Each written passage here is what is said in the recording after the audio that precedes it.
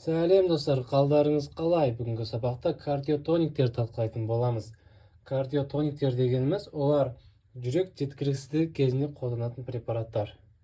Оларды жүрек гликозиттер деп те айтса болады. Олар екіге бөлінеді. Гликозиттер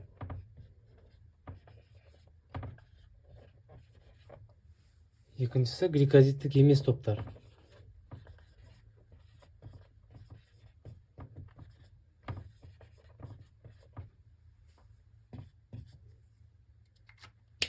Оларға жататын препараттар строфантин К гликозиттерге.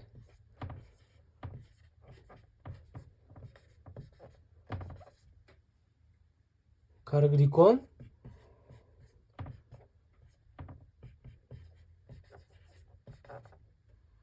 дигоксин,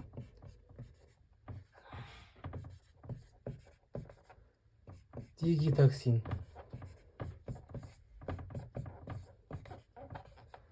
Гликозиттік емес топтарға добутамин,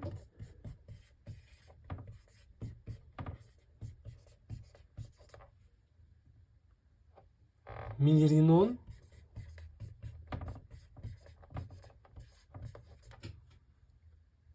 левосимендан.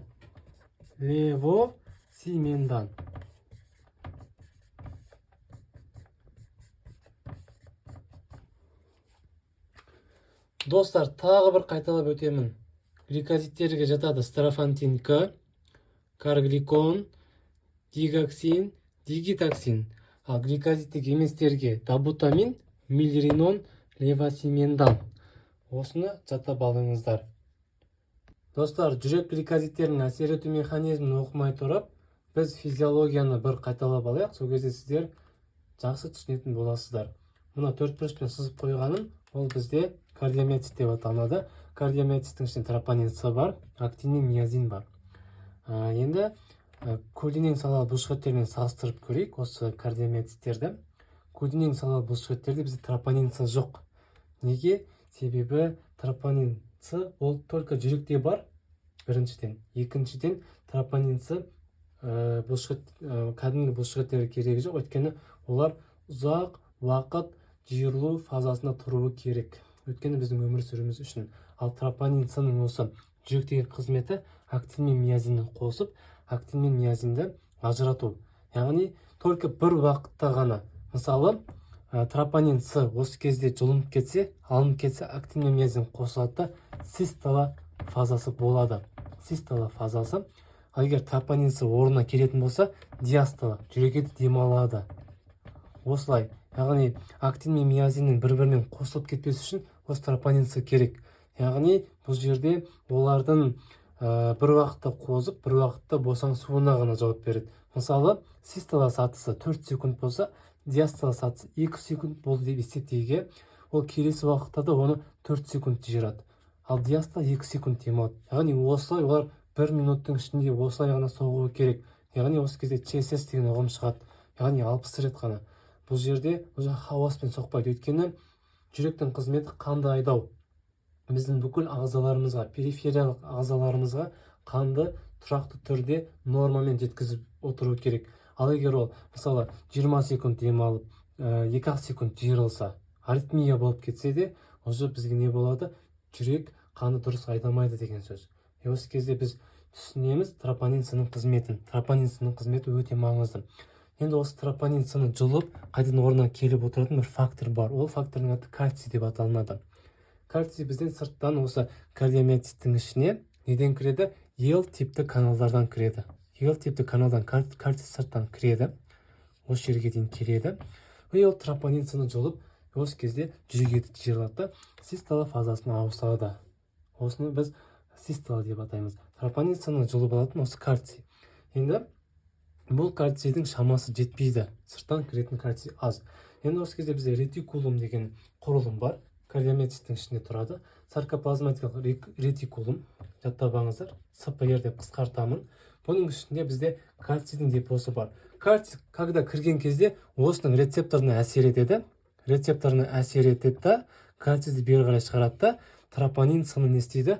Жұлып алу керек. Осы кезде бізде систола фазасына ауысады. Жүрек еті жиырылады. түсіндіре алып жатыр ма достар? Егер сұрақтарыңыз болса, маған WhatsApp-тан жазыңыздар. Енді бізде жүрек еті жиырылды, қанды айдалды, енді жүрек еті демалуы керек.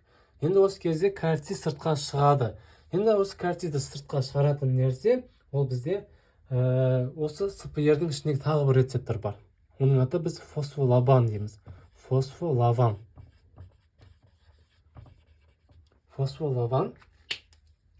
Осы кезде уже білет, олар систола сатысы болғанын, қанның айдалып кеткенін, осы кезде ішіндегі толған кальцийдің бәрін, алады да, бұл қайтадан сорып алады ішіне.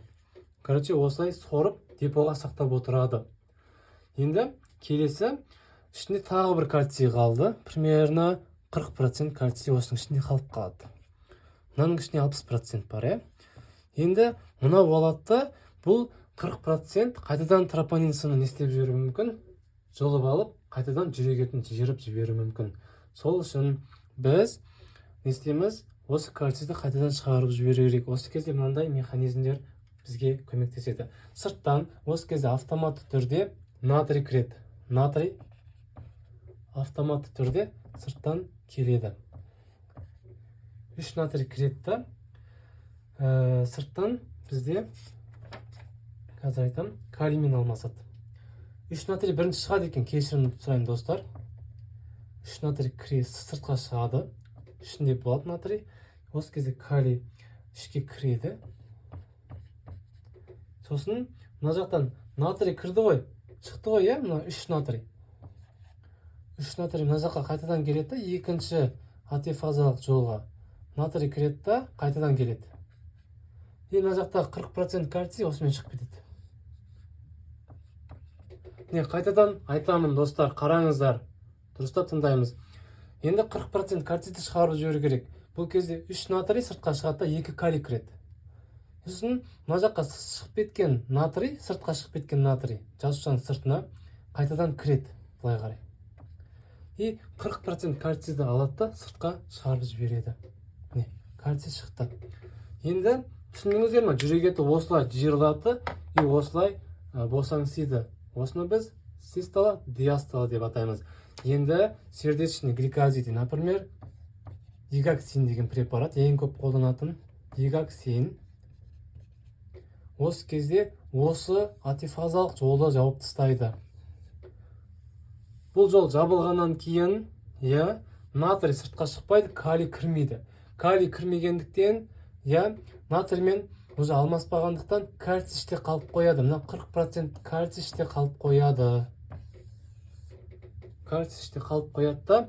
Енді осы кездегі кальций мына тропонинсаны қайтадан барып жұлып алады. Жұлып алады, жүректің соғу күшін арттырады. Өйткені созылмалы жүрек жеткіліксіз дегеніміз осы актин мен миозиннің дұрыс қосылмауы. Күштік қосылмауын айтамыз. Осы кезде кальцийді ұстап қалғандықтан ол не істейді? Бізде нені арттырады? Сила сокращениені арттырады. Осы кезде бізде фракция вибрация артады. Тура механизм осындай. Физиологияны білсеңіздер болды достар. Назарларыңызға көп рахмет.